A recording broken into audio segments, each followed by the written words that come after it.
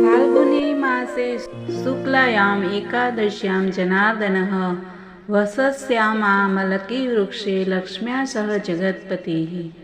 तत्र संपूज्य देवेशं शक्त्या कुर्यात् प्रदक्षिणाम् उपोष्य विधिवत कल्पम विष्णुलोके महीयते। मित्रों, ये मंत्र है आंवले के वृक्ष का महत्व दर्शाते हुए। आंवले की एकादशी के व्रत को शास्त्रों में बहुत महत्व है। वैसे सनातन धर्म में आंवले की एकादशी बेहद शुभ मानी जाती है और यह फाल्गुन मास के शुक्ल पक्ष में आती है। यह दिन भगवान विष्णु और माता लक्ष्मी की आराधना के लिए समर्पित है।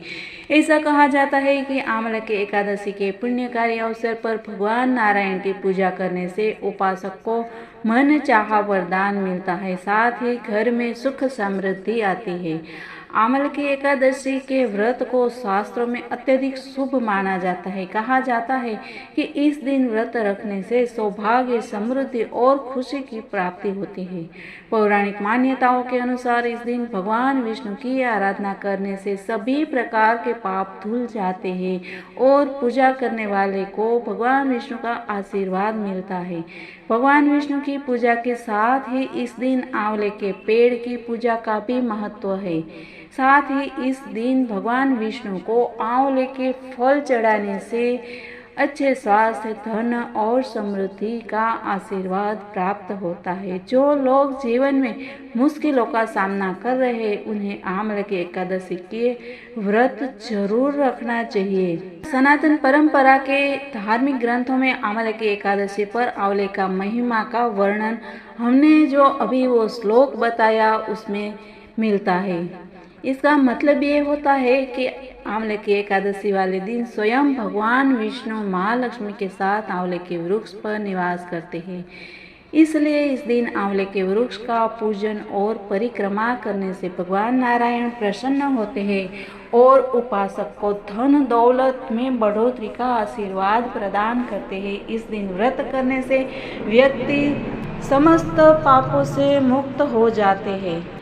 आंवले की एकादशी के शुभ अवसर पर भगवान विष्णु के भक्त दूसरों के निंदा, छल कपट, लालच, द्वेष की भावना से दूर रहना बहुत ही जरूरी है। इस दिन गहरे काले रंग के कपड़े भी नहीं पहनने चाहिए। चावल और लहसुन, कांदा आदि का त्याग करना चाहिए। इस दिन रात्रि के समय में भगवान विष्णु का भजन अवश्य करना चाहिए। आंवले की एकादशी के दिन प्रातः काल में उठें और सबसे पहले स्नान करें। स्नान करने के बाद स्वच्छ वस्त्र धारण करें, साथ ही सूर्यदेव को जल से अर्घ्य दें। इसके बाद भगवान विष्णु की प्रतिमा या चित्र के समक्ष आकर व्रत का संकल्प लें। इसके बाद अपने पूजा कक्ष को स्वच्छ करके एक वेदी पर भगवान विष्णु और माता लक्ष्मी की प्रतिमा या चित्र स्थापित करें। भगवान को पंचामृत से स्नान करवाएं। इसके बाद भगवान को चंदन लगाए और पीले फूलों की माला अर्पित करें। विधि विधान से पूजा करें।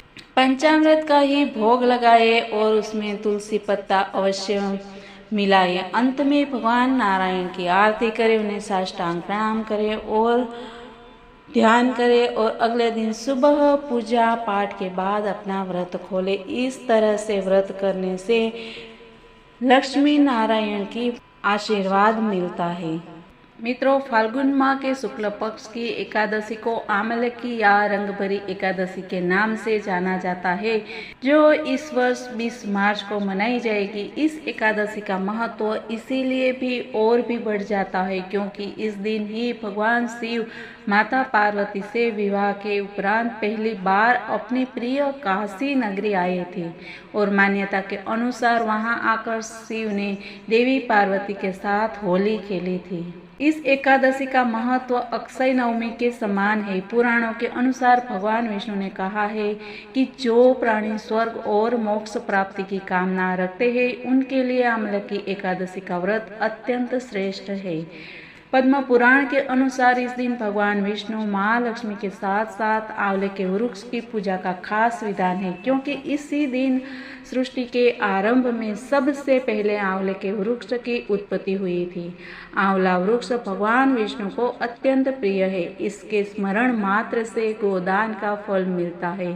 स्पर्श करने से 2 गुना और फल भक्षण करने से 3 गुना फल प्राप्त होता है। इसके मूल में विष्णु, उसके ऊपर ब्रह्मा, तन में रुद्र, शाखाओं में मुनिगण, टहनियों में देवता, पत्तों में वसु, फूलों में मरुदगण और फलों में समस्त प्रजापति वास करते हैं। अतः यह सब पापों को हरने वाला परम पूज्य वृक्ष है। इस दिन आंवले के पेड़ के नीचे बैठकर नारायण की पूजा करने से 1000 गौदान के समान पुण्य की प्राप्ति होती है। मित्रों, इसकी कथा ऐसी है कि पौराणिक कथा के अनुसार प्राचीन समय में वैदिक नामक नगर में चैत्ररथ नामक चंद्रवंशी राजा राज्य करते थे। इस नगर में सभी लोग विष्णु जी के भक्त थे और एकादशी का व्रत किया करते थे। एक बार फाल्गुन शुक्ल एकादशी के दिन सभी भक्तजन व्रत कर भगवान विष्णु की पूजा अर्चना और रात्रि जागरण कर रहे थे। तभी वहां एक शिकारी आया। वह भी वहां रुककर भगवान विष्णु की कथा तथा एकादशी का महात्म्य सुनने लगा। इस प्रकार उस शिकारी ने अपनी पूरी रात जागरण करते हुए व्यतीत की। अगले दिन वह घर गया और भोजन करके सो गया। कुछ दिनों बाद ही उनका निधन हो गया। शिकारी के पापों के कारण उसे नरक भोगना पड़ता, लेकिन उसने अनजाने में आंवले की एकादशी व्रत कथा सुनी थी और जागरण भी किया था। इसीलिए उसने राजा विदुरथ के घर जन्म लिया और उसका नाम वसुरथ रखा गया। एक दिन वसुरथ जंगल में भटक गया और एक पेड़ के नीचे सो गया। उस पर कुछ डाकुओं ने हमला कर दिया, लेकिन उनके अस्त्र शस्त्र का राजा पर कोई असर नहीं हुआ। जब राजा की नींद खुली तो उन्होंने पाया कि कुछ लोग जमीन पर मृत पड़े हुए थे। उन्हें देखकर राजा समझ गए कि वह उसे मारने आए थे। तभी आकाशवाणी हुई कि हे राजन, भगवान विष्णु ने तेरी जान बचाई है। तुमने पिछले जन्म में आंवले की एकादशी की व्रत कथा सुनी थी और उसी का फल है। और मान्यता है कि जो भी विष्णु भक्त आंवले की एकादशी की पूजा व्रत करके कथा सुनते हैं, उनके सभी कष्ट भगवान विष्णु स्वयं हर लेते हैं। तो मित्रों, ये था एकादशी का फल और महत्व।